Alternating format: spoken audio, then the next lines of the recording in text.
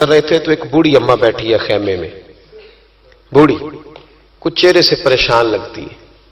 तो हजरत उमर गुलाम से कहने लगे इसे पूछो क्यों परेशान है।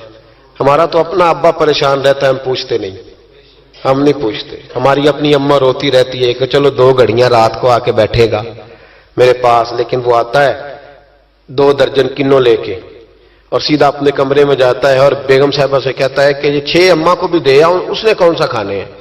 तो वो प्लेट में लेके आती है। फिर मां का दिल टूटता है कि ये कमाई तो मेरी थी, ये तो बूटा मैंने पाला था, लेकिन ये किस व्यापारी के हाथ चढ़ गया।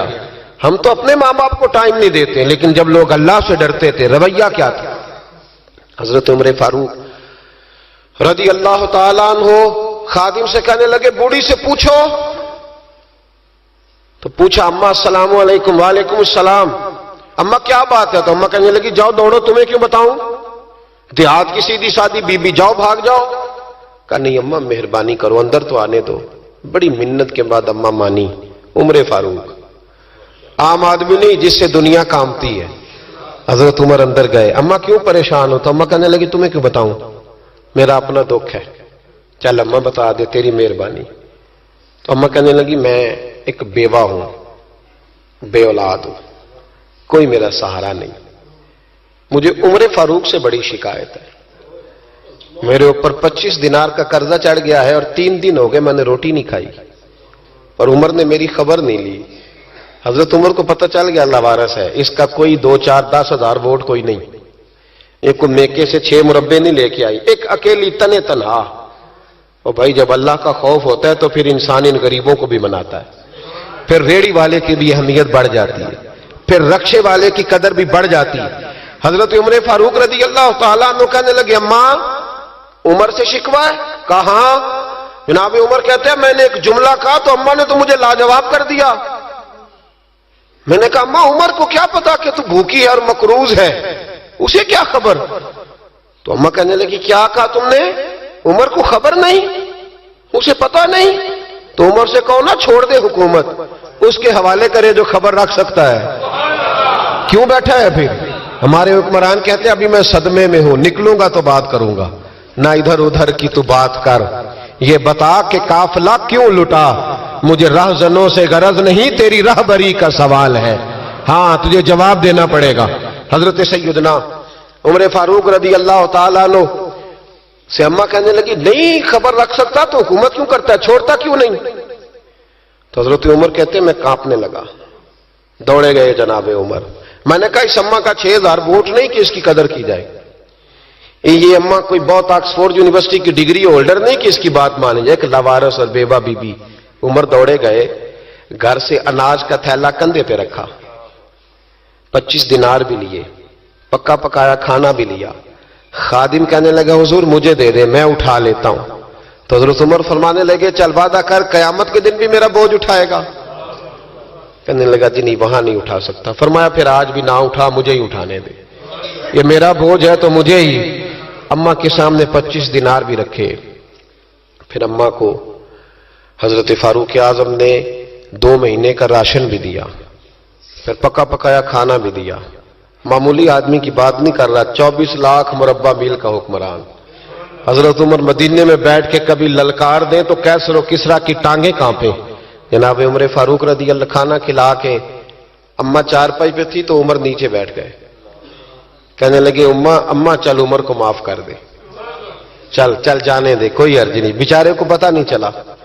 तो अम्मा कहने लगी तूने फिर उमर का जिक्र छेड़ दिया। बेटे मेरे घाव बड़े गहरे हैं, मेरे जख्म बड़े सख्त हैं, कलेजा फटे तो तुझे दिखाऊं कितनी तकलीफ में हूं।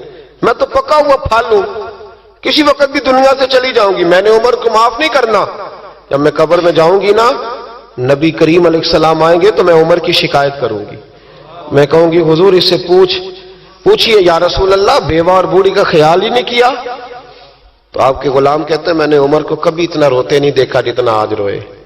कहने लगे अम्मा उमर को मैं जानता हूं वो कमजोर है, ये शिकायत ना लगाना, वो कमजोर है, मुकाबला नहीं कर सकेगा, ये शिकायत ना लगाना, चल माफ कर दे। तो अम्मा कहने लगी अच्छा तू मुझे कुछ अच्छा लगता है, जा तेरी खातर उमर को माफ किया। تو پیارا لگا ہے، جا معاف کیا، تیری خاطر معاف کیا، تیری خاطر عمر کو معاف کیا۔ حضرت عمر فاروق کہنے لگے مجھے لکھ کے دو۔ کون اتنے جتن کرتا ہے؟ کون؟ کسی سے کہنا جا اپنی اماں کو منا لے، تو کہتے ہیں نہیں نہیں میری غلطی کوئی نہیں، تو مناؤ کس بات پہ؟ ہمیں تو 20 دلیلیں آتی ہیں۔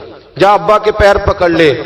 پتہ ہے نبی پاک علیہ السلام نے فرمایا جس کا باپ راضی ہوگا اسی کا اللہ راضی ہوگا، اور جس کا باپ ناراض ہوگا وہ سارا دن وظیفے پڑھے، اس کا اللہ راضی۔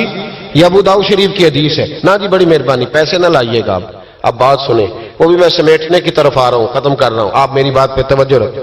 عزیز بھائی، نبی کریم صلی اللہ تعالی علیہ وسلم نے جو اپنے غلاموں کی تربیت کی، تو حضرت عمر فاروق کہنے لگے لکھ کے دو، لکھ دو۔ تو اماں کہنے لگی آپ لکھیں میں سائن کر دیتی ہوں، آپ لکھ دیں میں سائن کرتی ہوں۔ حضرت عمر نے لکھا فلاں بنت فلاں کو عمر سے شکایت تھی، پھر انہوں نے عمر کو معاف کر دیا۔ اماں سائن کرنے ہی لگی تھی، سائن کرنے ہی لگی تھی کہ مولا علی شیر خدا آ گئے، حضرت عبداللہ ابن مسعود آ گئے۔ اوہو عمر یہاں بیٹھے ہوئے ہو، میں سارے مدینے میں تلاش کر رہا تھا، یہاں بیٹھے ہو، وہ کچھ لوگ ملنے آئے، نکلو۔